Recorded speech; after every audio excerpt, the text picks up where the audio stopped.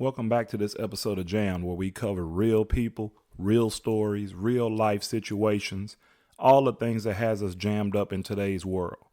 And today, we're going to dive into something that's a simple concept, but it is really powerful if practiced, and that is gratitude.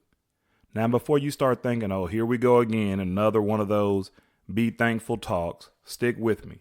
Because the truth is, gratitude isn't just some feel-good cliche or a motivational quote that you see on social media like Instagram or whatever else. It's a perspective shift. It's a mental discipline.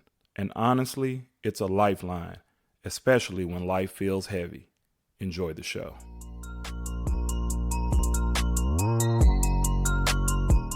All right, let's get into it. Why gratitude matters. It's so easy for us to focus on what we don't have, the job we want, the relationship we're missing, the money we should be making, the body we want to have, or even the body we used to have. It's like our brains are wired to scan for the negative things first. But here's the truth. There's someone out there right now that would love to have your problems. Yeah, your problems. You know, it's funny. I was watching Mike Epps the other day, and he had a joke where he said, everybody's always talking about their problems. And he goes on to say, what if God came down and told everybody, throw your problems on the ground? So everybody threw your problems on the ground. And then God says, everybody pick them back up. And then you go around, you looking for your problems, and come to find out somebody else took your problems, picked them up. And then now you stuck with somebody else's problems, and you wish you had your problems back. If you hadn't seen that, shout out Mike Epps. Go check out that stand-up he did. Someone would love to have your problems. The long work day you complain about, somebody's out there praying for a job. The small apartment that feels like it's a little bit too cramped, there's someone out there sleeping on the streets. The relationship that feels like it's struggling, someone just really wants to be loved. We forget about how good we actually have it. And now I'm not saying that life isn't hard. I'm just saying gratitude is a way to stop drowning in the hard parts and start noticing the beautiful things that we've been ignoring. Gratitude isn't about ignoring the bad stuff. Being grateful doesn't mean you pretend like everything's perfect. That's toxic positivity. And that's not what we're about here.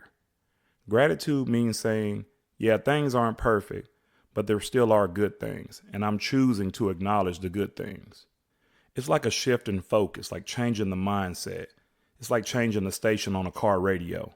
You can stay tuned into the complaints, comparisons, and all the negatives, or you can choose a frequency of appreciation. And guess what? Gratitude doesn't just change the way you feel.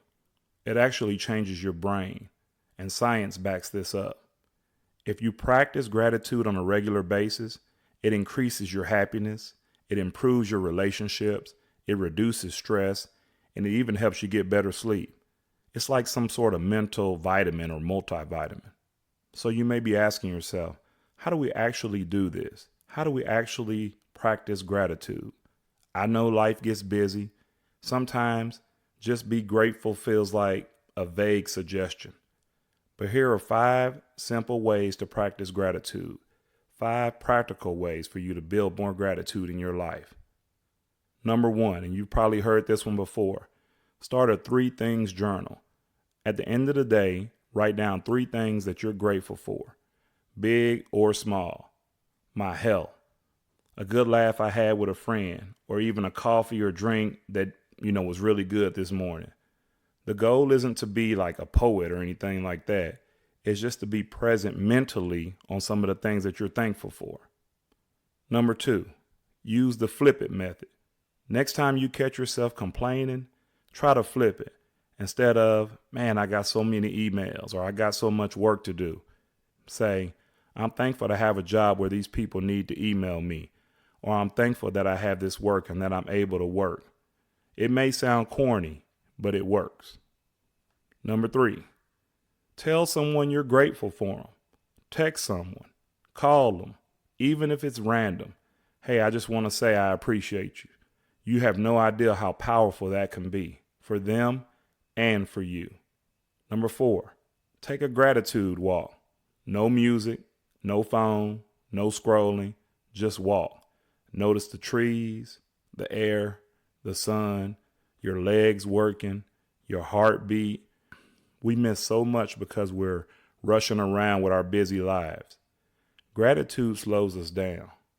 Number 5, visualize someone who'd love to live your life. When you feel like nothing is going right, close your eyes and picture someone who would trade places with you in a second. That's not to guilt yourself. It's to remind yourself that your life, as messy or as, bad as you think it might be, is still full of blessings. As I wrap up this episode, we all get jammed up in life. That's part of being human. But when we pause, reflect, and focus on what we do have, things really start to shift. Gratitude doesn't fix everything, but it changes everything. So today I challenge you, before you go to bed tonight, when you wake up in the morning, whatever, find 3 things that you're thankful for. Say them out loud. Write them down. Just acknowledge them. Because gratitude isn't just a feeling. It's a choice, a practice, a habit. And it might just be the one thing that helps you get through your day, to change your life and your mindset. Thanks for tuning in to this episode. If this episode hit home for you, share it with someone you care about. Share it with someone who might need a reminder of how much they already have.